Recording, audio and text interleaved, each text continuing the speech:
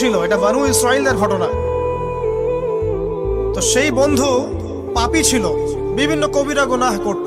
আর এই আবেদ ব্যক্তি বারবার তাকে নসিহত করত, গুনাহ ছেড়ে দাও, তুমি পাপ করছো, গুনাহ ছেড়ে দাও। তখন সেই ব্যক্তি যে পাপ করছে সে বলতো যে আল্লাহ কি তোমাকে আমার রক্ষক বানিয়েছেন? আল্লাহ কি তোমাকে আমার উপর দারোগা বানিয়েছেন? আমাকে আল্লাহর হাতে ছেড়ে দাও, আমাকে নসিহত করতে শোনা। একদিন এই আবেদ ব্যক্তি তার বন্ধুকে একটা জঘন্য পাপ করতে দেখলো, এমন একটা পাপ যেটা দেখে তার মনে ধারণা আসলো এটা চরম জঘন্য একটা কাজ।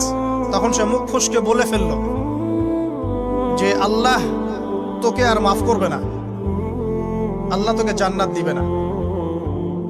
আল্লাহ রাব্বুল আলামিন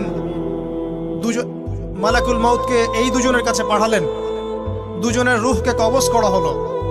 এবার আল্লাহ পাক তার সামনে তাদেরকে উপস্থাপন করে বললেন যে তোমাকে আমার রহমত সম্পর্কে কে গ্যারান্টি দিয়েছে যে আমি কাউকে রহমত করব কি করব না?